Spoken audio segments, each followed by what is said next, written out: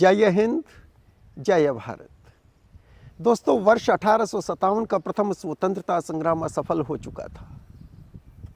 देश का स्वाभिमान अंग्रेजों के पैरों तले रौंदा जा रहा था।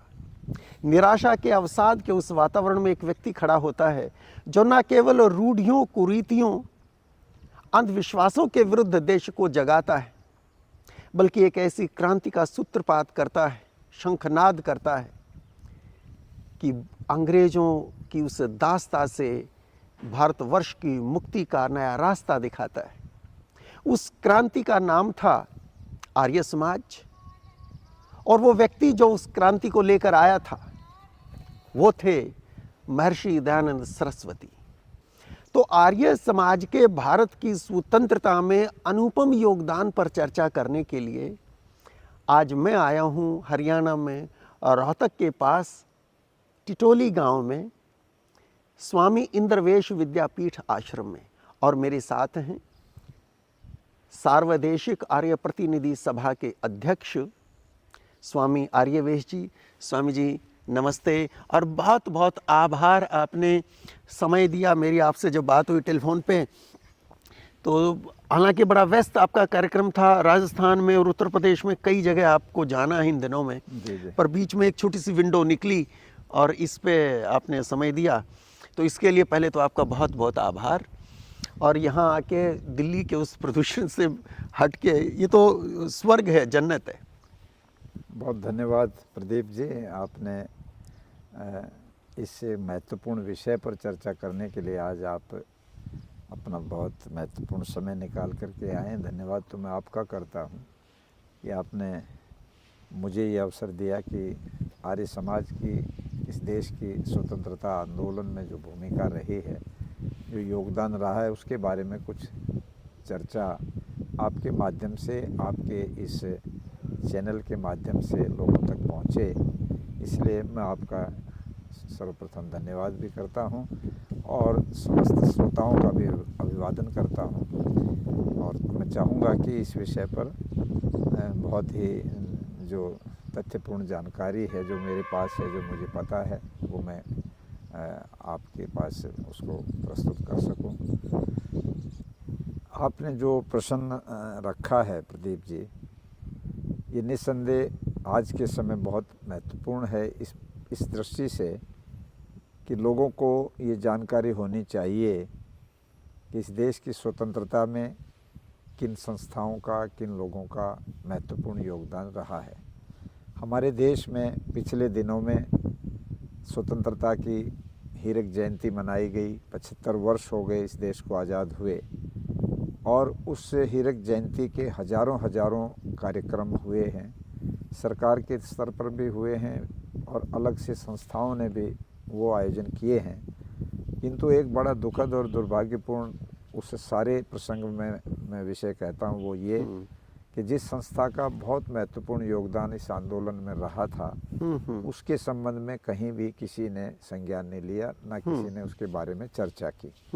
हमने सरकार को भी और संस्थाओं को भी लिखित रूप में भी निवेदन किया कि इतिहास के तथ्य बताते हैं कि स्वतंत्रता आंदोलन में आर्य समाज की भूमिका सबसे अधिक महत्वपूर्ण रही है।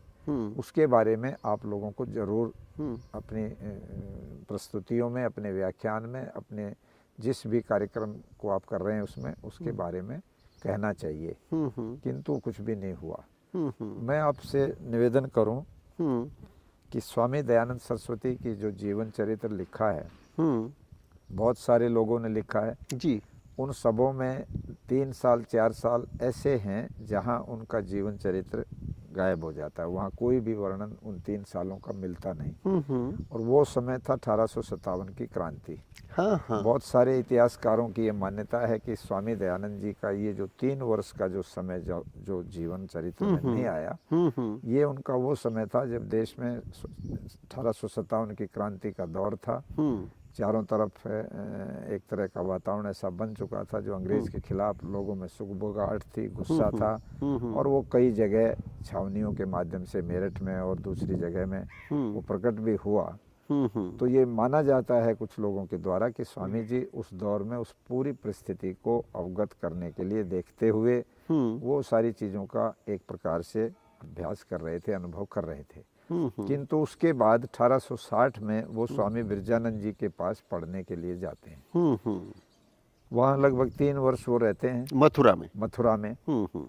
और स्वामी बिरजानंद जी को मैं यहाँ से इस बात को इसलिए शुरू करता हूँ कि सही दृष्टि से अगर देखा जाए तो स्वामी बिरजानंद जो थे वो एक महत्वपूर्ण व्यक्तित्व थे, जो उस समय में देश की जो रियासतों के हमारे राजे रजवाड़े थे उन तक और भी समाज के जो संगठन थे, खास तौर पर सरोखा पंचायतें और दूसरे, उन तक उनकी अप्रोच थी। खुद एक बहुत बड़े इतिहासकार डॉक्टर रामविलास, जो वैसे कम्युनिस्ट विचारधारा के विद्वान थे, उन्होंने अपनी पुस्तक में इस बात का बहुत ही विस्तार से वर्णन किया है कि मथुरा के अंदर रहने वाले एक प्रज्ञाचक्षु सन्यासी जिनका नाम स्वामी बिरजानंद दंडी है, उनकी अध्यक्षता में एक बहुत बड़ी जनसभा बुलाई गई और उस अपनी अध्यक्षता में उस सभा को संबोधित करते हुए स्वामी जी ने सब लोगों से एक ही आह्वान किया कि हम सबको संगठित होकर अपने व्यक्तिगत जो मतभेद हैं या जो स्वार्थ हैं उनसे ऊपर उठकर हमें एक शक्ति का प्रदर्शन करना चाहिए देश को आज़ाद कराने के लिए। स्वामी बिरजानंद ये सभा आयोजित बिरजानंद जी ये सभा आयोजित करते थे। और मैं भूल नहीं करता, 1857 की क्रांति की जब 150वीं जयंती दिल्ली में मनाई गई, उस समय तत्कालीन प्रधानमंत्री मनमोहन सिंह ने लाल किले से संबोधित भी किया था राष्ट्र को कि हम 150वीं जयंती 1857 की क्रांति की मना रहे हैं। उस समय हिंदुस्तान हिंदी का जो था उसके साप्ताहिक संस्करण में भीतर पूरे एक पृष्ठ पर डॉक्टर रामविलास जी का एक लेख छपा, जिसमें स्वामी बिरजानंद जी का जो योगदान था 1857 की क्रांति और उसके बाद में भी जितना समय उनको मिला, वो सारा उसमें उन्होंने बाकायदा अपने कलम से लिखा है, उसको उदाहरण दे करके लिखा। वो कहते हैं कि स्वामी बिरजानंद जी के पत्र आज भी मुजफ्फरनगर के सोरम गांव में, जो सरोखा पंचायत का हेडक्वार्टर होता था, अच्छा जी, आज भी हेडक्वार्टर है वो। अभी भी 10-15 दिन पहले वहाँ पर पूरे देश की सरोखा पंचायतों की एक बहुत बड़ी कॉन्फ्रेंस हुई है, जो 1951 के बाद हुई है, और उसमें उन्होंने कुछ महत्वपूर्ण समाज पे परिवर्तन के, समाज सुधार के प्रस्ताव भी पारित किए हैं। तो वो बड़ी मान्यता प्राप्त सरोखा पंचायतों का एक हेडक्वार्टर था। वहाँ का जो रिकॉर्ड है उसमें स्वामी बिरजानंद जी के पत्र विद्यमान हैं, जिसमें वो लिखते हैं कि आप अपनी जो पंचायतें, तुम्हारी जो यूनिट हैं सरोखाप की, उन सबको, क्योंकि वो सरोखाप किसी जाति विशेष की नहीं थी बल्कि सर्वजातीय सरोखाप है, हाँ जी हाँ जी, कि आप सबको निर्देश करो कि वो सब लोग स्वतंत्रता के लिए संगठित होकर के प्रयत्न करें। तो स्वामी बिरजानंद जो थे वो ओरिजिनेटर थे इस सारे विषय के, क्योंकि 1857 की क्रांति भी उन्होंने मथुरा में बैठ करके देखी थी और वो बाकायदा एक एक चीज़ से अवगत थे। जयपुर के राजा उनके शिष्य थे जिनको वो संस्कृत पढ़ाते थे। अच्छा। अलवर के राजा उनके शिष्य थे जिनको वो संस्कृत पढ़ाते थे।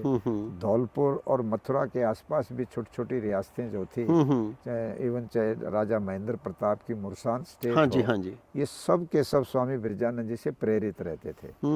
तो जब स्वामी दयानंद जी उनके शिष्य बने, विद्यार्थी बने, और 2.5 साल की पढ़ाई पूरी करने के बाद जब वो वहाँ से निकलने लगे और अपने गुरु से उन्होंने जो है विदाई चाही, तो तब स्वामी बिरजानंद जी ने उनको एक उपदेश दिया और ये कहा कि दयानंद, तुम 2 काम करना। एक तो इस देश के अंदर जो अवैधिक मान्यताएं बहुत अधिक फैल गई हैं, चाहे वो धार्मिक क्षेत्र हो, सामाजिक क्षेत्र हो, और किसी भी फील्ड में देखते हैं, मतांतर इतने फैल गए हैं, धर्म के नाम पर बहुत सारे अंधविश्वास पनप रहे हैं, सामाजिक कुरीतियां बहुत पनप रही हैं। तो इनके विपरीत वेद की विचारधारा को स्थापित करो, वेद को केंद्रित करके लोगों को आह्वान करो कि जो वेद के साथ जुड़ें, जिसमें कोई भी मत संप्रदाय या किसी क्षेत्र विशेष की बात नहीं है, उनके मानव मात्र के कल्याण की बात है। दूसरी बात उन्होंने ये कही कि ये जो हमारे देश के ऊपर जो विदेशियों का एक शासन चल रहा है और ये भारत पद दलित है उन अंग्रेजों का, इसके विपरीत नौजवानों को प्रेरित करो। ये दो काम तुम करोगे तो तुम्हारे जीवन का बहुत बड़ा उपयोग इस राष्ट्र की सेवा में होगा। यही गुरु दक्षिणा है। यही गुरु दक्षिणा है। तुमसे मैं कोई लौंग की दक्षिणा नहीं लेना चाहता, बल्कि तुम अगर देना चाहते तो अपना जीवन इनके लिए दे दो, ये मेरी दक्षिणा होगी। और स्वामी दयानंद जी ने तथास्तु कह करके स्वीकार किया। और उसके बाद मैं देखता हूँ कि स्वामी दयानंद आर्य समाज की स्थापना तो 1875 में हुई, किंतु उससे पहले स्वामी दयानंद जी इस काम पे लग गए थे, जहाँ उन्होंने सामाजिक कुरीतियों के विरुद्ध काम करना शुरू किया। हरिद्वार में जाके 1867 में, हाँ जी। वो लगभग 1863 में निकले मथुरा से। 1-2 साल आगरा और इधर ग्वालियर साइड इधर काम प्रचार करते रहे। फिर उनको मालूम पड़ा कि पूरा देश हरिद्वार में इकट्ठा हो रहा है। कुंभ का अवसर था। कुंभ का अवसर था, पूर्ण कुंभ का मेला था। तो मुझे वहां जा करके अपनी बात रखनी चाहिए। सारे धर्म के बड़े बड़े जो आचार्य हैं, गुरु हैं, मंडलेश्वर हैं, महंत हैं, वो सब वहां मिलेंगे। तो एक रेत के टीले पर उन्होंने झंडा लगाकर जिस पर लिख दिया पाखंड खंडनी पताका, और वहां पर अपनी बात रखी। और सारे मेले में सूचना भिजवा दी, एक पर्चे लिख करके कि मैं इन विषयों पर बहस करने को तैयार हूँ, बात करने को तैयार हूँ, शास्त्रार्थ करने को तैयार हूँ। लोग आते भी थे, किंतु उनकी बात सुन करके मुंह बिचका करके चले जाते थे। बहुत सारे लोगों ने उनके ऊपर रेत और पत्थर और ईंट वगैरह के आक्रमण भी किए, किंतु वो निश्चल होकर के अपने काम पर लगे रहे। किंतु उसी बीच में उन्होंने कुछ इस तरह का काम भी साथ साथ जारी रखा जो देश की राष्ट्रीय आंदोलन से जुड़ा था। जब वो पंजाब की तरफ आए तो उनकी सबसे महत्वपूर्ण भेंट जो है वो सरदार अर्जुन सिंह से हुई। भगत सिंह के दादा। भगत सिंह के जो दादा थे, और वो पंजाब के एक बहुत ही प्रतिष्ठित सिख थे, बड़े जाने माने थे, बहुत अच्छे मतलब संपन्न भी थे, और बड़ी उनकी प्रतिष्ठा थी सिख समाज में। उनकी 2-3 दिन स्वामी दयानंद जी से बहस हुई, चर्चा हुई, और जब वो सहमत हो गए तो स्वयं एक सिख होते हुए उन्होंने स्वामी दयानंद से यज्ञोपवीत धारण किया, जनेऊ धारण किया, और वहीं से उनके पूरे परिवार का कांटा बदल गया। उन्होंने सरदार भगत सिंह के पिता अर्थात अर्जुन सिंह जी के बड़े पुत्र सरदार किशन सिंह, उनको तैयार किया, सरदार अजीत सिंह को तैयार किया, और फिर किशन सिंह के जो पुत्र थे सारे के सारे, स्वर्ण सिंह, जगत सिंह। स्वर्ण सिंह तो किशन सिंह जी के भाई हैं, ये 3 भाई हैं, भगत सिंह के चाचा हैं। जी, जगत सिंह और भगत सिंह और कुलतार सिंह, ये और दूसरे कुलबीर सिंह तो बाद तक भी रहे। तो इनमें से भी अजीत सिंह तो लाला लाजपत राय के साथ खड़े हो गए। उस जमाने में 1906 में जिस समय अंग्रेजों के कानून आए किसानों को लेकर, तो पगड़ी संभाल जट्टा एक आंदोलन शुरू हुआ। हाँ जी। और उसको लेकर के लाला लाजपत राय इन्होंने काम किया।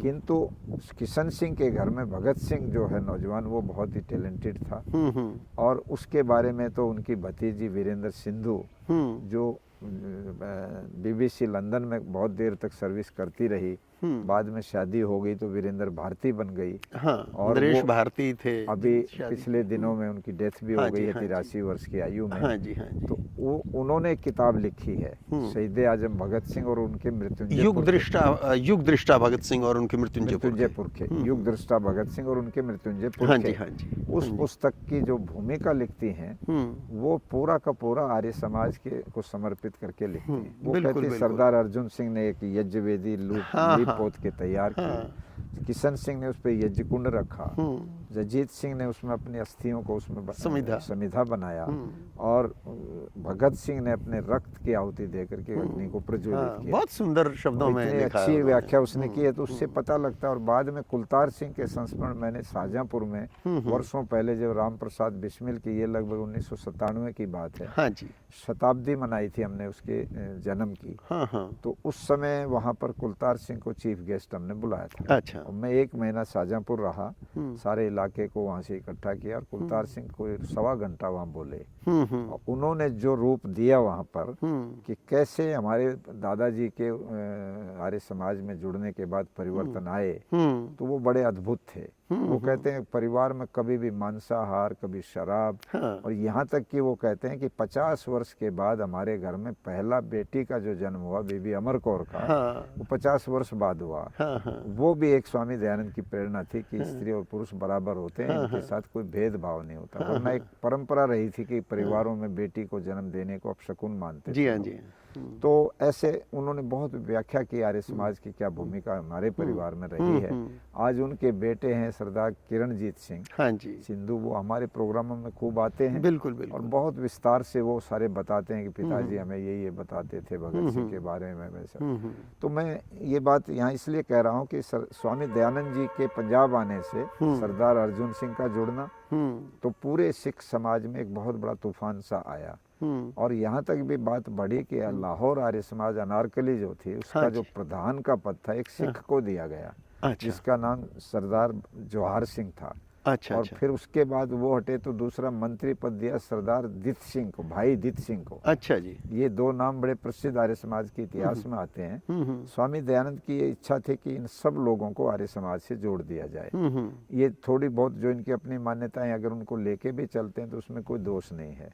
वीरेंद्र सिंधु तो यहाँ तक लिखती हैं कि जिस समय भगत सिंह का ये मुंडन संस्कार का समय आया तो मुंडन संस्कार के लिए पंडित जी आ गए तो माता विद्यावती क्योंकि एक सिख समाज से आती थी तो उनकी आंखों में आंसू आ गए। दादी जय कौर जी।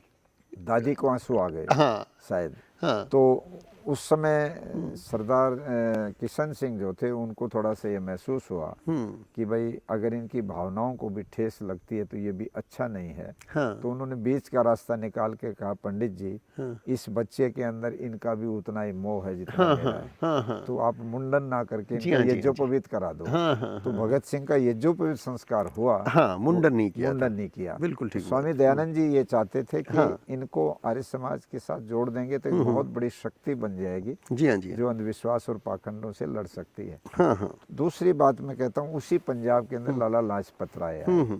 और लाला लाजपत राय के बारे में आता है कि उसके पिताजी बहुत ज़्यादा झुकाव उनका मुसलमान इस्लाम मजहब की तरफ हो गया था। वो बहुत चीज़ों को ये मानते थे कि नहीं हिंदू समाज की ये जड़ताएं गलत हैं, मैं तो इस्लाम को स्वीकार करूंगा। और जब लाला लाजपत राय बहुत छोटे थे, गोद में ही थे अपनी माँ की, उस समय एक दिन इनके पिताजी को गुस्सा आया और वो कहने लगे मैं तो अभी जा रहा हूँ और इस्लाम ग्रहण करूंगा। अच्छा। तो पत्नी भी साथ साथ होली और जिस समय मस्जिद की उन पर पैड़ियों पर वो चढ़ने लगे तो नहीं माने तो पत्नी ने कहा तो फिर अपनी इस विरासत को भी ले जाओ साथ ही, मेरे ऊपर क्यों बोझ डालते हो, तुम बनते हो तो इनको भी बनाओ, ले जाओ, मैं वापस लौट जाती हूँ। तो कहते हैं कि वो जब दोनों आदान प्रदान करने लगे तो ये बच्चा जमीन उस पर गिर गया, पैड़ियों पर हाथ से छूट गया। हाथ से छूट गया। अच्छा। और छूट गया तो पिता भी वापस दौड़ करके आए, उठाए और उनके मन में यह आया कि अब सुकून है, लगता है मुझे नहीं जाना चाहिए, और वो वापस लौट आए।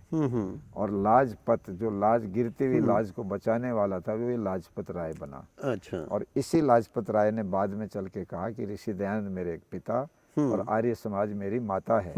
तो उन्होंने आर्य समाज हिसार की स्थापना की। हाँ जी, हाँ वहाँ जी। के मंत्री भी वो रहे, रोहतक भी उन्होंने काम किया, यहाँ भी उन्होंने वकालत भी की कुछ दिन और यहाँ काम किया। और यहाँ भी आर्य समाज से उन्होंने जोड़ा तो चौधरी मातूराम को जोड़ा, डॉक्टर रामजी लाल जी को जोड़ा। हाँ, और तो इन लोगों को आर्य समाज से लाला लाजपत राय जी के पहले इनसे संबंध बन गए थे। अच्छा। और यहाँ बहुत सारे और प्रतिष्ठित लोग थे जिनके साथ लाला लाजपत राय जी के संबंध थे।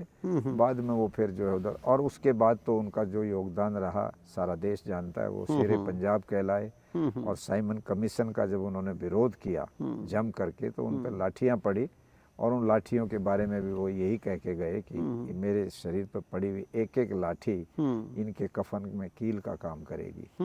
और वो सब हो गया। उसके बाद जब सानड्रस का बदला लेने के लिए लाला लाजपत राय के बलिदान का भगत सिंह और साथियों ने आक्रमण किया तो उस समय भी भगत सिंह लगभग 2 महीने तक आर्य समाज कलकत्ता विधान सरणी पर है। हाँ। वहाँ पर 2 महीना वो रुके। हाँ। आज भी वो कमरा जो का तो सुरक्षित रखा गया। जी हाँ। वहीं से वो सेठ छाजूराम जी के घर भी रुके। हाँ। सेठ छाजूराम खुद आर्य समाज से बहुत ज्यादा प्रभावित थे और आर्य समाज कलकत्ता को बनाने में सेठ छाजूराम का पैसा सारा लगा। यहाँ भी बहुत सारी संस्थाओं में उन्होंने पैसा दिया जिसमें आर्य समाज की मान्यताओं को पहले से ही डलवा देते थे। Jat school Rohtak, Jat school Kaithal, Jat school Muzaffarnagar, Jat school Hisar, इन सबों में सेठ छाजूराम जी की भूमिका। सर छोटू राम वो भी आर्य समाजी, वो आर्य समाजी थे। तो आर्य समाज का राष्ट्रीय आंदोलन में इतने उदाहरण हैं, इतने उदाहरण। आर्य समाज के सारे प्रचारक जितने भजन उस जमाने के बने हुए सारे देशभक्ति के भजन हैं। आर्य समाज के गुरुकुल इंद्रप्रस्थ में स्वयं चंद्रशेखर आजाद और नेताजी सुभाष बोस, शहीद आजम भगत सिंह, सारे क्रांतिकारी समय समय पर तहखानों में यहाँ सुरक्षित रहते। गुरुकुल इंद्रप्रस्थ गुरुकुल फरीदाबाद में उस समय ये सारा जंगल था, कुछ भी यहाँ नहीं था, जंगल था सारा, पहाड़ थे, और ये गुरुकुल वहाँ बन चुका था। वहाँ पर ये क्रांतिकारी जाके छिपते थे, क्योंकि गुरुकुल की स्थापना 1916 में हुई है और तहखाना बन चुका था। वहाँ पुलिस का जाना भी बड़ा मुश्किल था, क्योंकि बड़ा ही कांटून भरा रास्ता होता था, कोई सड़क नहीं थी, कुछ नहीं थी। वहाँ क्रांतिकारी जाकर के अपनी शरण लिया करते थे। और गुरुकुल कांगड़ी, जिसके इतिहास का ये पन्ना तो बड़ा प्रसिद्ध है कि अंग्रेज सरकार के पास रिपोर्ट थी कि भाई गुरुकुल कांगड़ी में बम बनाए जाते हैं। हाँ। तो उस बात को जांच करने के लिए खुफिया एजेंसीज तो जाती ही जाती थी, परंतु इंग्लैंड के उस समय के प्राइम मिनिस्टर रैमजे मैकडोनाल्ड जब भारत आए और उनको कहा गया कि आप एक बार गुरुकुल कांगड़ी की विजिट करो, वहाँ बम बनते हैं। वो ऐसी जगह पर है जहाँ 3 धाराएं गंगा की पार करके जाना पड़ता, साधारण आदमी नहीं जा पाता। आप जाएंगे तो सारी व्यवस्थाएं सरकार करेगी और आपको पता लग जाएगा वहाँ क्या हो रहा है हमारी सरकार के खिलाफ। तो रैमजे मैकडोनाल्ड ने वहाँ की यात्रा निश्चित करवाई। वो वहाँ गए और स्वामी श्रद्धानंद, जो उस समय उनका नाम महात्मा मुंशी राम था, वो वहाँ मिले उनको, तो गुरुकुल वही चला रहे थे। मिले तो उनका बड़ा अभिवादन भी किया, जो हमारी परंपरा का हिस्सा है, अतिथि सत्कार, उनको जलपान कराया, बिठाया, आओ भगत की, सब कुछ हो गया। और वार्तालाप में जब उन्होंने ये पूछा कि मुझे ये रिपोर्ट है कि आपके यहाँ बम बनते हैं, तो स्वामी जी ने हंस के कहा, निश्चित रूप से सही रिपोर्ट आपके पास, यहाँ तो बम बनते ही हैं और वो आपको मैं दिखा भी दूंगा, बम बनते हैं वो, ऐसी कोई बात नहीं, छिपाएंगे नहीं कोई बात। तो उनको लेके जब वो गए तो जहाँ बच्चे सोते थे बैरेकों में, बड़ी बड़ी बैरेक हैं वहाँ, आज भी जो पुरानी बिल्डिंग है वहाँ की, पुण्य भूमि बोलते हैं उसको, कांगड़ी के खेतों में है। तो उसमें वो ले गए, तो बोले ये वो जो हैं, जो बम हैं, उनका ये सामान है जिसको लेकर के वो सारे बनते हैं, इनका वो प्रयोग होता है उसमें। नीचे जो रसद वगैरह जो राशन रखा था खाने पीने का, ये सामान है जिससे वो बम बनते हैं। तो वो मजाक सा मानते रहे, और करते करते जब वो बाहर गए तो यज्ञशाला में 200-250 ब्रह्मचारी बैठे हुए थे और बड़े तेजस्वी, बड़े हट्टे कट्टे थे। तो उनको वहाँ ले जा करके उन्होंने फिर स्वामी श्रद्धानंद जी ने उनको कहा, दीज आर दी बम्स, ये वो बम हैं जो इस फैक्ट्री में बनते हैं। तो उन्होंने कहा, आप तो मजाक कर रहे हैं लगता है मेरे साथ। कि मजाक नहीं कर रहा मैं, यही बम है, यहाँ कोई बारूद के बम नहीं बनते, यहाँ कोई और किसी चीज के बम नहीं बनते, अगर वो है तो आप इसकी खुदाई करा लो, आपके पास तो गवर्नमेंट है।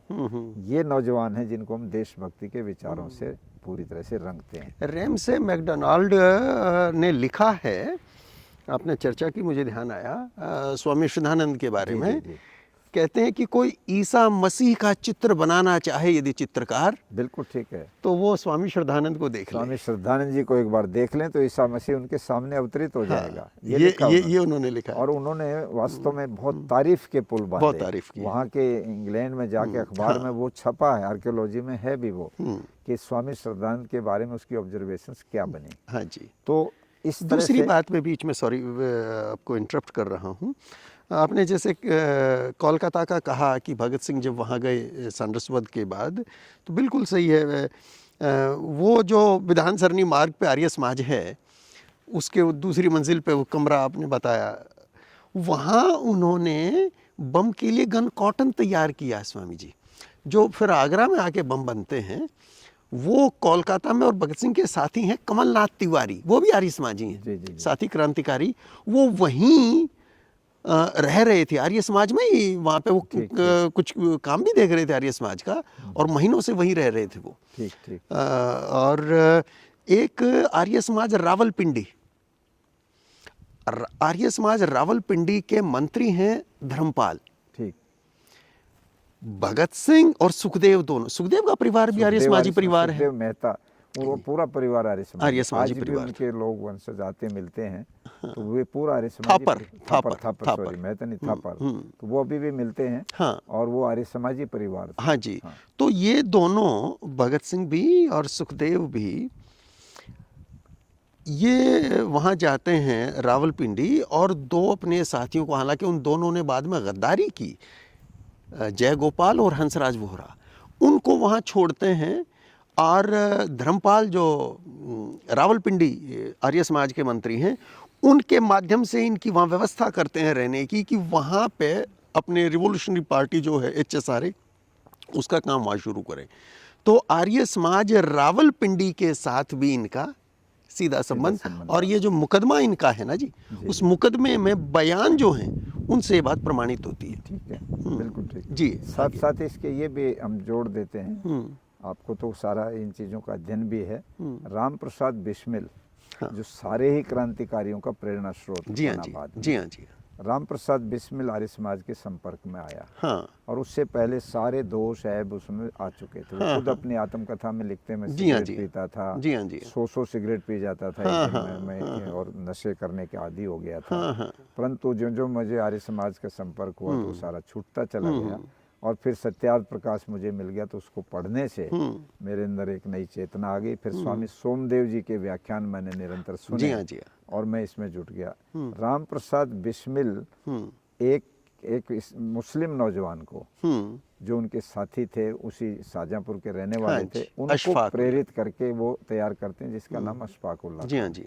और कमाल की बात यह है कि दोनों आर्य समाज मंदिर में रहते थे, हाँ हाँ, और आर्य समाज मंदिर में शाम को वो बिस्मिल लिखता है कि संध्या का जब समय होता तो मैं तो अपनी संध्या करता था, और वो अपनी नमाज पढ़ता वहीं था, पे पास में वो वहीं पर नमाज पास पढ़ रहे में, हैं। और हम साथ खाते थे, साथ सोते थे, साथ योजना बनाते थे।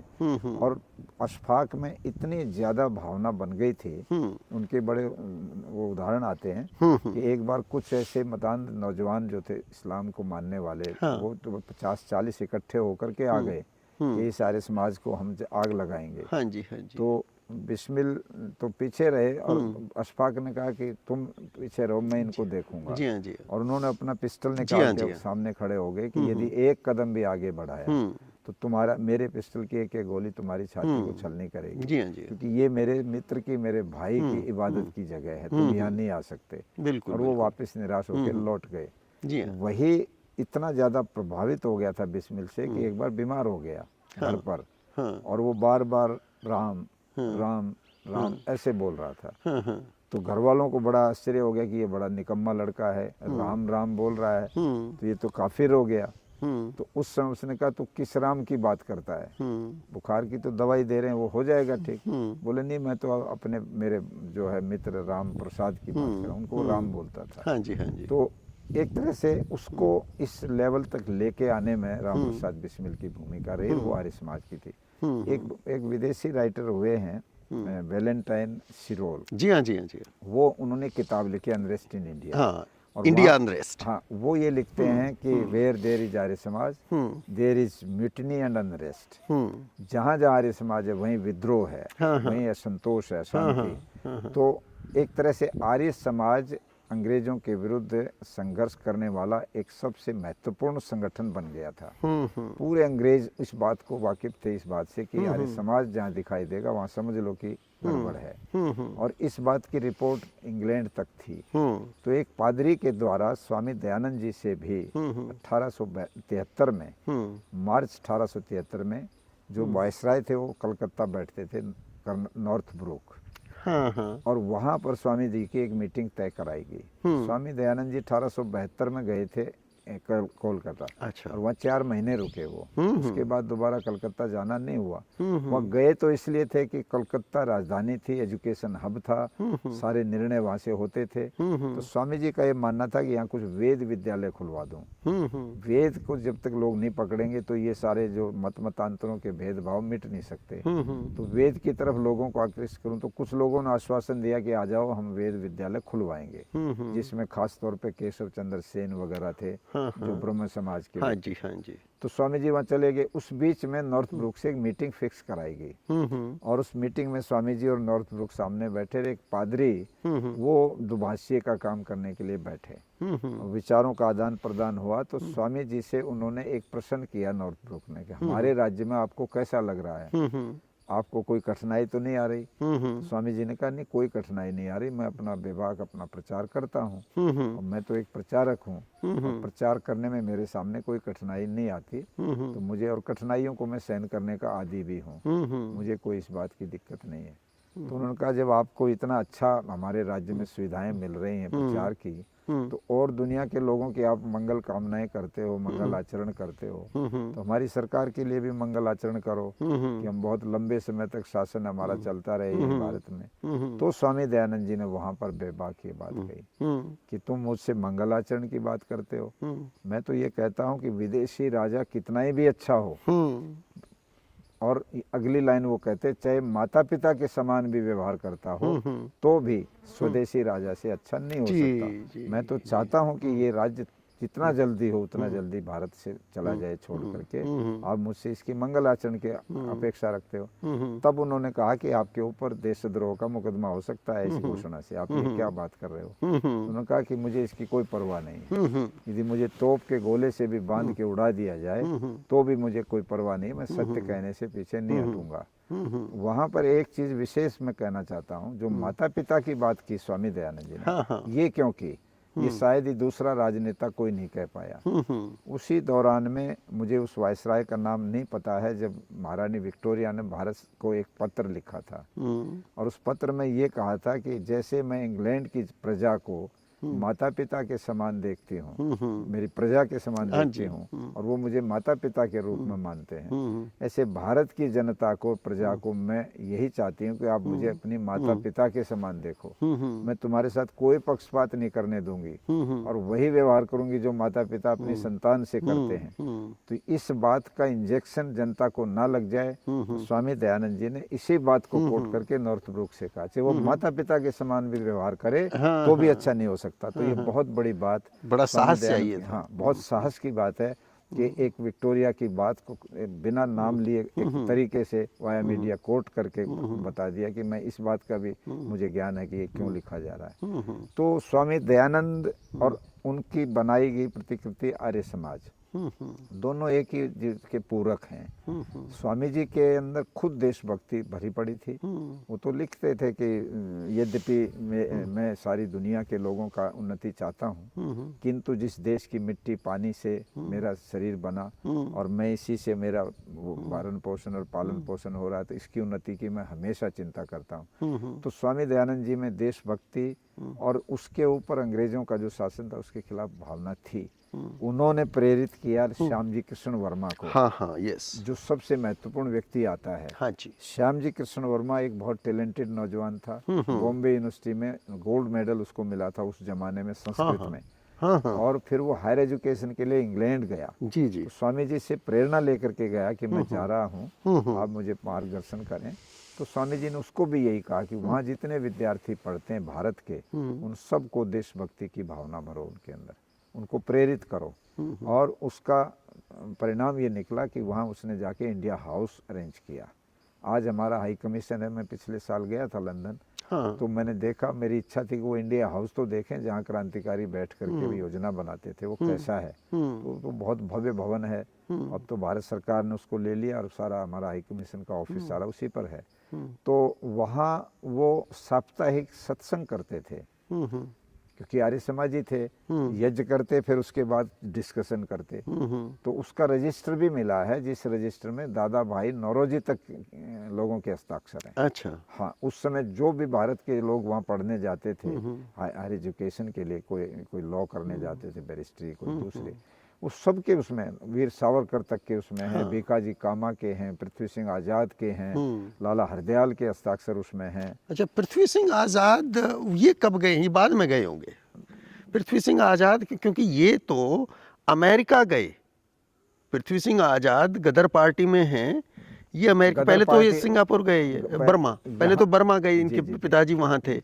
वापस ये लौट के फिर आए और फिर ये गए अमेरिका, गदर पार्टी के साथ फिर वापस आए पृथ्वी सिंह आजाद। तो हो सकता है, मुझे ध्यान नहीं हो, वहाँ उसे होते हुए गए हो। तो ये इस चीज से ये प्रमाण मिलता है कि आर्य समाज का व्यक्ति जहाँ भी रहा उसने वहीं पर इस काम को किया। लाला हरदयाल ने फिर जाकर के अमेरिका में गदर पार्टी बनाई। और एक बाद में फिर श्याम जी कृष्ण वर्मा तो जिनेवा आ गए थे, और जिनेवा में ही उनका अंतिम हुआ। जीवन पूरा हुआ। अस्थियां वगैरह अभी भारत सरकार लेके आई, पीछे मांडवी उनकी के गांव में रखी हैं।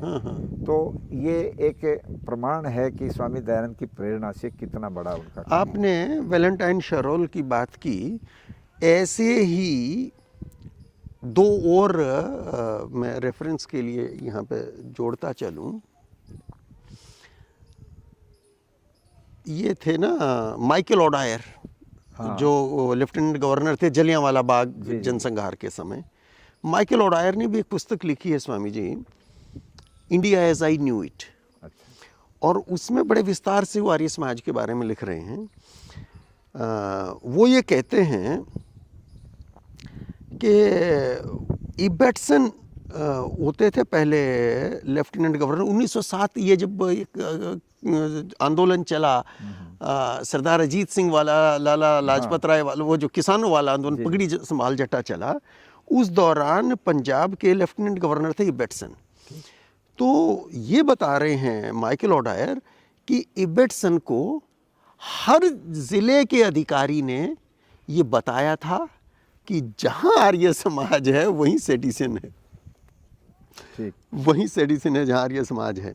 और फिर वो आगे लिखते हैं कि हालांकि पंजाब के हिंदुओं में सिर्फ 5% आर्य समाजी हैं, लेकिन 1907 से लेके आज तक राजद्रोह और राजनीतिक मामलों में जितनों को सजाएं हुई वो अधिकतर आर्य समाजी हैं। ठीक।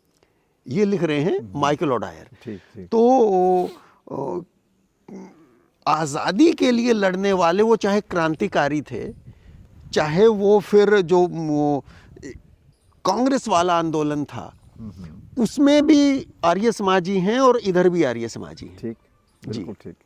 तो इस तरह से ये सारी चीज़ें, बल्कि जो वैलेंटाइन सिरोल आगे ये भी कहीं आता है उनका कि ये आर्य समाजी धर्म कर्म की बातें करते हैं, उपदेश करते हैं, किंतु मूल में इनके होता ही है कि आखिरी में ये आज़ादी की बात कह के छोड़ते हैं अपने व्याख्यान। वो इंजेक्शन जरूर लगाते हैं, वो जरूर लगाते हैं। ये जो बात, इसमें सारी बात अपने आप सिमट के आ जाती है, चाहे वो सिरोल की है, चाहे आपने जनरल ओडायर की बात अभी जैसे माइकल ओडायर कि आर्य समाज जहाँ जहाँ है वहीं पर विद्रोह है, वहीं पर अनरेस्ट है, और ये आंदोलन के अगुवा हैं, इनको बिल्कुल लाइटली नहीं लिया जा सकता है। तो ये इससे सिद्ध होता है कि आर्य समाज बहुत फोर फ्रंट पर था। दूसरी बात मैं ये कहता हूँ कि इस पूरी लिस्ट में जितने जाने माने चेहरे हैं आंदोलन के, जिनको बड़ी से बड़ी शहादत पाने का अवसर मिला, तो उनमें लाला लाजपत राय का जैसे नाम आ गया, शहीद आजम भगत सिंह का आ गया है, राम प्रसाद बिस्मिल का आ गया, चंद्रशेखर आज़ाद का आ गया है, उसमें यशपाल का आ गया है, उसमें गणेश शंकर विद्यार्थी का आ गया, उसमें और जितने आर्य समाज की कहीं ना कहीं सबके साथ वो थी। पंडित गेंदालाल दीक्षित हैं, मास्टर अमीर चंद, भाई परमानंद, उनके भाई बाल मुकुंद, लॉर्ड हार्डिंग पर बम फेंका और वो पकड़े गए। और भाई बाल मुकुंद की पत्नी, वो बड़ी मार्मिक कहानी है। वो तो बड़ी अद्भुत है। उसने तो पानी छोड़ दिया, भोजन छोड़ दिया, जमीन पर सोने लग गई, क्योंकि वो जेल में गई देखने कि मुझे ये तो दिखा दो मेरे पतिदेव रहते कहाँ हैं। तो दिखाया तो वो एक 1.5 या 2 फुट के पिंजरे में सोते थे रात को, उसमें सिला देते थे ताकि करवट भी आदमी ना ले सके। इतना भयंकर रूप था। और जो रोटी थी वो देखी उसने, मिट्टी उसमें रेत मिलाया हुआ।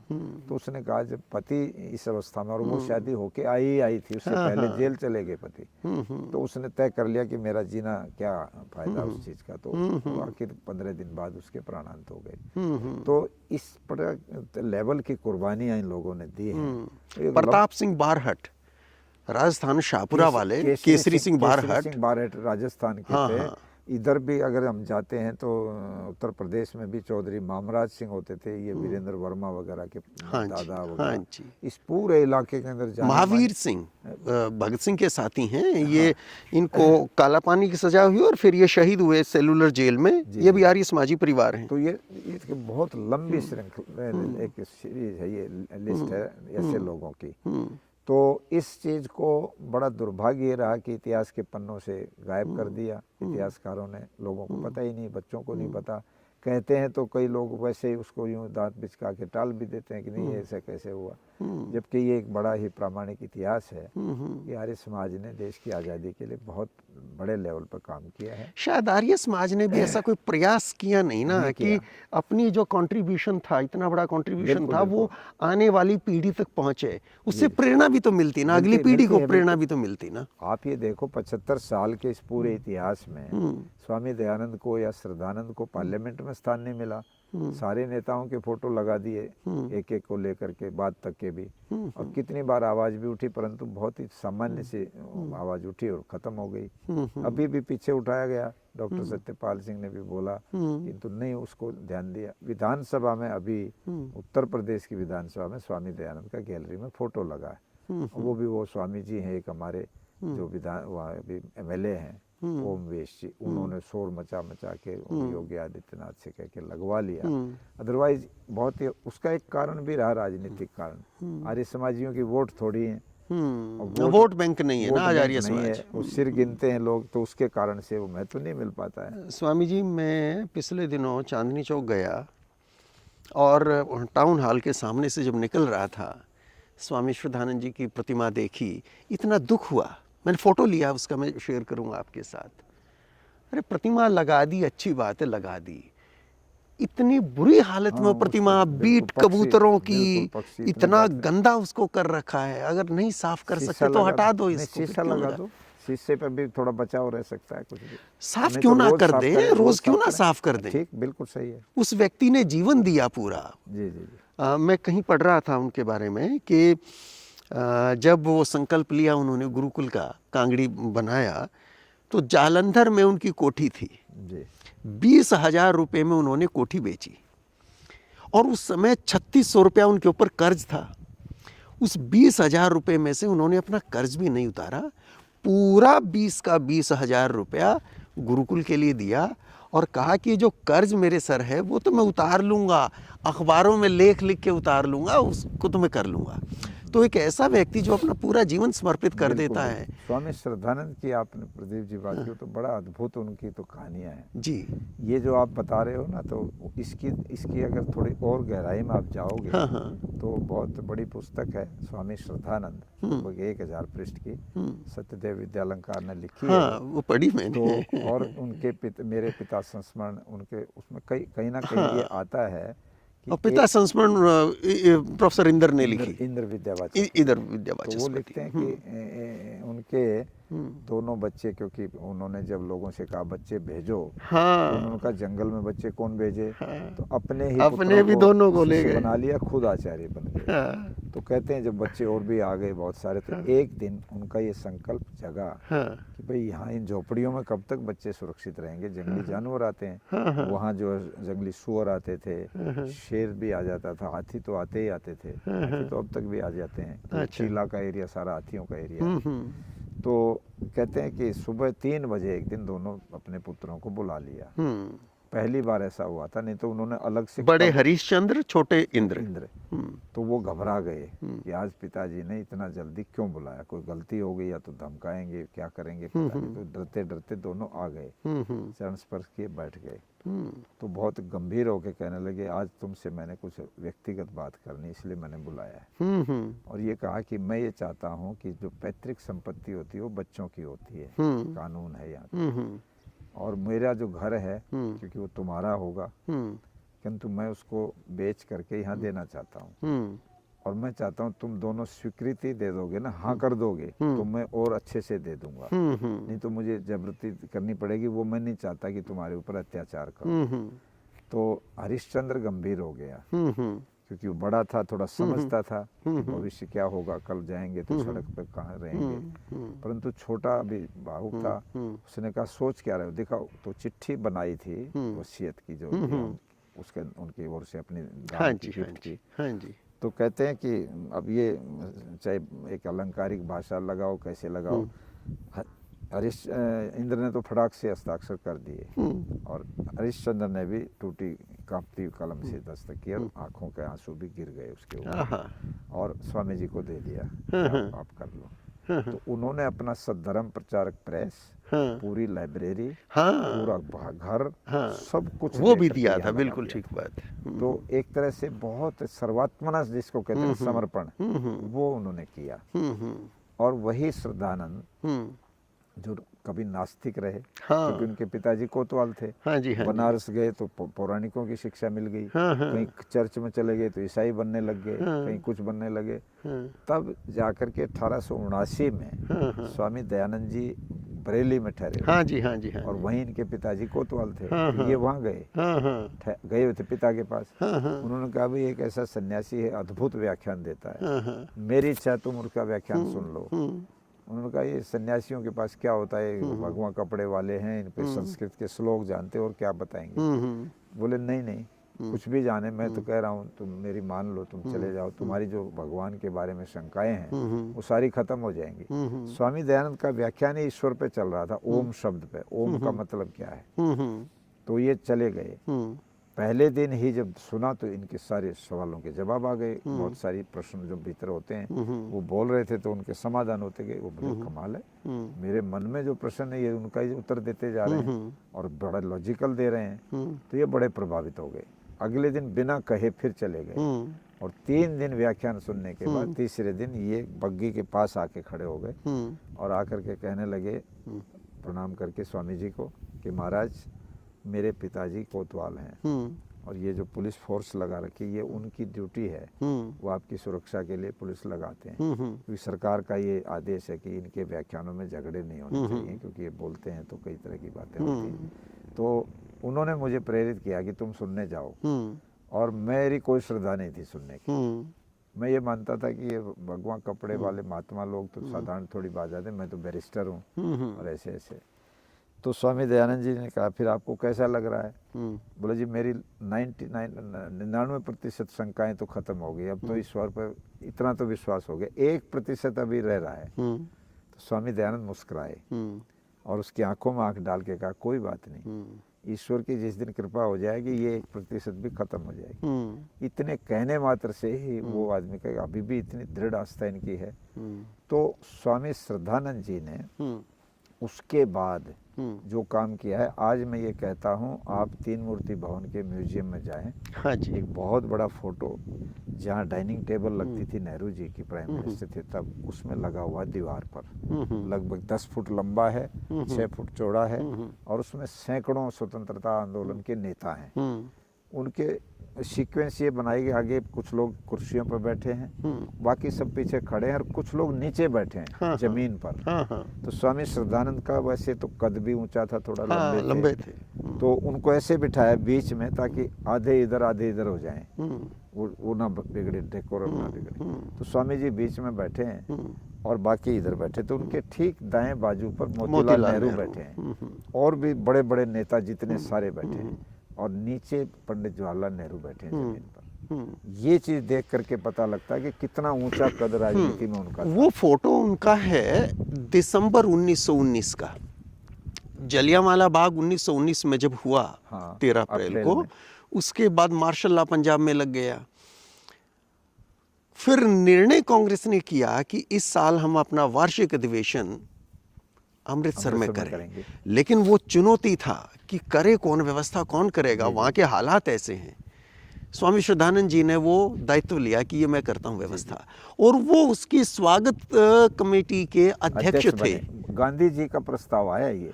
गांधी जी ने ये कहा कि एक ही व्यक्ति है जो ये हिम्मत कर सकता है और कोई नहीं करेगा, वो है स्वामी श्रद्धानंद, उनको ले लो। बॉम्बे अधिवेशन में भी गांधी जी ने कहा था अगर 1 लाख डेलीगेट आएंगे तो बॉम्बे में धर्मशाला होटल नहीं है जो उनको ठहरा लें।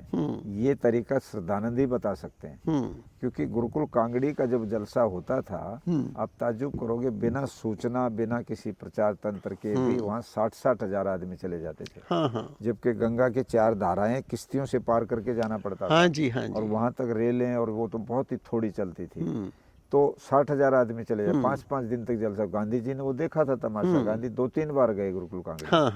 तो उनको पता था कि श्रद्धानंद जी के बड़े अनुभव हैं। बोले उनसे राय लो कि बॉम्बे में जनता आएगी, उसको ठहराएं कैसे। तो बहुत 1924 का बेलगांव कांग्रेस जब हुई, जिसकी अध्यक्षता की है गांधी जी ने, हाँ। उसमें उन्होंने 1916 में जब वो आए वार्षिकोत्सव पे गुरुकुल कांगड़ी, हाँ। उसका दृष्टांत उन्होंने बताया कि कैसे कैसे इतनी बड़ी संख्या के लिए ठहराने का व्यवस्था उन्होंने की थी। तो ये भी जो जैसे अमृतसर का भी जब आया, हाँ तो जी। स्वामी जी का नाम रखा और वो उन्होंने स्वीकार भी किया। और मुझे भवानी दयाल सन्यासी हुए हैं एक दक्षिण अफ्रीका के, उनकी किताब है प्रवासी की आत्मकथा जी। और बड़ी कमाल की लेखनी है। मतलब आप ताज्जुब करोगे उस आदमी ने लिखा कैसे। अगर ऐसे लाइन शुरू हुई अपने, तो अगला शब्द भी ऐसे ही मिलेगा। अच्छा। और अब पूरी लाइन हर अक्षर और के पुस्तक पहले लिख दी है ऐसे। तो पूरी 642 पेज की, कमाल है। अद्भुत। मतलब मैं तो आश्चर्य, मैं साउथ अफ्रीका गया तो वो किताब उनके पौत्र, प्रवासी की आत्मकथा, प्रवासी की, मैं दूंगा आपको, अगर यहाँ होगी तो जरूर दूंगा, आप देखें। वो महेंद्र दयाल उनके पोते थे, वो मुझे मिले, इंद्वानी रेडियो वहाँ चलता है, उस पर मेरा वो था इंटरव्यू। वो बोले कि एक ही किताब स्वामी जी बची है, भवानी दयाल सन्यासी मेरे दादा थे, वो आपको मैं देना चाहता हूँ, उसको पढ़ लो पर मुझे लौटा देना। मगर नहीं, मैं उसकी कॉपी करा लूंगा, कोई बात नहीं, मुझे दे दो। उन्होंने मुझे दी और मैंने 3 दिन में पढ़ डाली वो वहाँ, क्यों मेरी रुचि उसमें, इतनी स्टोरी, अद्भुत कहानी है वो। पूरा आर्य समाज का योगदान दक्षिण अफ्रीका में क्या रहा, अच्छा, हाँ, और यहाँ क्या रहा। और वो उस जलियांवाला बाग कांड के बाद जो अमृतसर अधिवेशन हुआ, भवानी दयाल सन्यासी उसमें आए थे। अच्छा, और वो कहते मुझे स्वामी श्रद्धानंद जी के कक्ष में ठहराया गया। हाँ, जिस कक्ष में स्वामी जी ठहरे थे उसी में मुझे, क्यों मैं सन्यासी, उस समय वो सन्यासी बने नहीं थे, वो बने आकर के 1950 में, अच्छा, अजमेर में। और वहाँ उनका 1000 गज में प्रवासी भवन करके बहुत बड़ा आदर्श नगर में भवन है। मुझे भी उसमें ट्रस्टी बनाया उन्होंने, इसको कुछ सरकार से स्मारक बनवा दो। और उनके परिवार के लोग कब्जा वब्जा किए बैठे, मैं झगड़ा मैंने किया नहीं, मैं कहा छोड़ो, कौन से चक्कर में पड़ेगा, रहने दो। तो वहाँ पर वो भी, उसमें भी लिखते हैं वो कि कैसे श्रद्धानंद जी का जलवा उसमें था। वहाँ की एक विशेष घटना ये हुई कि अधिवेशन की तैयारी शुरू हो गई, और तैयारियों में दिक्कत ये आई कि अधिवेशन की डेट से 4 दिन पहले जो भी तैयारियां की थी, पंडाल लग गए थे, सामान इकट्ठा हो गया, कच्चा राशन, चावल, दाल, अपना तेल वगैरह जो भी कुछ होता है, आटा, वो सब स्टोर बना दिया। और बहुत भयंकर तूफान और बरसात जी आ हाँ, गई। जी हाँ, जी हाँ। और उसने सारा का सारा तहस कर दिया, सब गिर गया, सारे शहर में घुटनों पानी है। 1-1, 1.5 फुट पानी भर गया जहाँ वो नल लगा था, और वो सारा खराब हो गया। और स्वामी जी की घोर परीक्षा परमात्मा ने भी ली। तो उन्होंने पूरा अमृतसर शहर को सूचनाएं भिजवा के इकट्ठा किया।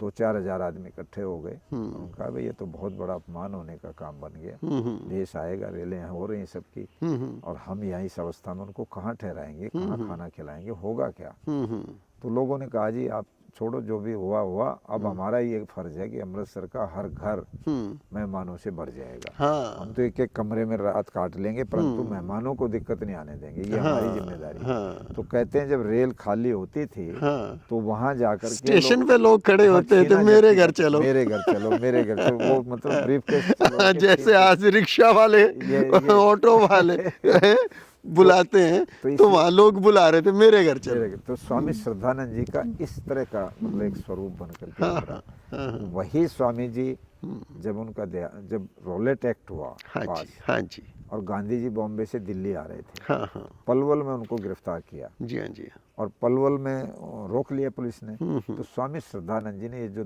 टाउन हॉल का जो स्टैचू बना, यहीं पर बहुत बड़ा प्रोटेस्ट किया था। और उस प्रोटेस्ट में स्वामी जी हजारों लोगों को लेके चल रहे थे। 30 मार्च की बात है, 30 मार्च की। वो उसके बाद ही हुआ है वहाँ जलियांवाला बाग। यहाँ भी थोड़ी गोली चली थी, परंतु पांच शायद यहाँ पे 5 लोग मारे गए थे। वहाँ ज्यादा नहीं हुआ, पर वहाँ बहुत ज्यादा हुआ था। तो यहाँ स्वामी जी की कुशलता, सूझबूझ से खुद सबको रोक करके आगे आ गए, गोली मारो, मेरे मारो। हाँ, सीना तान के खड़े हो गए, मुझे मार दो गोली, बेशक, परंतु ये जनता पर गोली नहीं चलेगी, पहले मैं इसके लिए तैयार हूँ। तो वो जैसे तैसे करके वो हो गया था कंट्रोल। तो वो इतने साहसी थे। उसके बाद एक घटना और, उसके 4-5 दिन बाद वो बड़ी महत्वपूर्ण हो जाती है इतिहास में, जब जामा मस्जिद जुमे का रोज है, 4 अप्रैल का दिन है, और वहाँ हज़ारों मुसलमान वहाँ पे जुमे की नमाज के लिए आए हैं और ये निश्चय किया जाता है कि आज इनको स्वामी शुद्धानंद एड्रेस करें और फिर नया बाजार में जहाँ निवास था स्वामी जी का, वहाँ जाके उनको लाया जाता है और वहाँ से वेद मंत्रों के उच्चारण के साथ वो शुरू करते हैं। और वो बड़ा अद्भुत भाषण है इतिहास में। ये इतिहास का पहला उदाहरण है हाँ। कि जहाँ इमाम बैठ करके फतवा जारी करता है, हाँ। या कोई मतलब कलमा पढ़ाता हाँ है, कुछ जी, भी हाँ करता जी, है, हाँ। वो केवल उसके लिए स्थान होता हाँ। है, मिंबर बोलते हैं। मिंबर। तो उस मिंबर पर पहला एक सन्यासी, हाँ। भगवा कपड़े वाला, हाँ। वो बैठा, हाँ। और उन्होंने सहना वतु सहना भुनक्तु सहवीर्यम करवा वही वधित, वो जो मंत्र है वेद का, वो बोलकर अपना व्याख्यान शुरू किया। हाँ।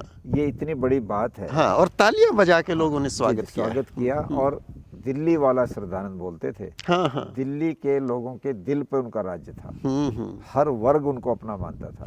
ये तो कुछ, क्योंकि जब शुद्धि आंदोलन खड़ा हो गया, हाँ जी, हाँ उस समय कुछ लोग प्रेरित हुए। ये जो अब्दुल रशीद जिसने उनकी हत्या की थी, बाद में डिस्क्लोजर हुआ कि नवाब जो वो हैदराबाद का जो नवाब था, निजाम सॉरी, वो इसको जो है फीड करता था और इसके परिवार को देर तक पेंशन भी उसने दी ताकि इसको दिक्कत ना आए। एक घटना तो बल्कि स्वामी श्रद्धानंद तो षड्यंत्र का शिकार हुए, वरना उनका वो बहुत सेकुलर थे। एक लेख छपा था पिछले दिनों में, वो भी मुझे ध्यान आ रहा है कि गुरुकुल कांगड़ी का जब उत्सव होता था तो उस समय स्वामी जी शंकराचार्यों को भी बुला लेते थे, मौलानाओं को भी बुला लेते थे, कोई पादरी थे उनको भी बुला लेते थे कि भाई सब आओ, क्योंकि राष्ट्रीय आंदोलन था। तो वहाँ पर ये तक लिखा उस लेख में, तो कैप्टन देव रतन ने लिखा वो लेख, अब वो कहाँ से रेफरेंस लिया ये तो मुझे नहीं मालूम पड़ा, पर उसमें मैंने बाकायदा दिया, दोबारा छापा उसको। उसमें वो लिखते हैं कि शाम को जिस समय जैसे अपना पूजा का संध्या वंदन का समय होता था, तो शंकराचार्य अपने कमरे में मूर्ति रख रहा है और वो नमाज पढ़ रहा है और वो कोई और कर रहा है, कोई एतराज नहीं उनको किसी ने किया कि नहीं आपका व्यक्तिगत मैटर है, कीजिएगा। और मंच पर वो फिर सारा अपने राष्ट्रीय बातें, राष्ट्रीय आंदोलन, राष्ट्रीय शिक्षा और इस पर बोलते थे।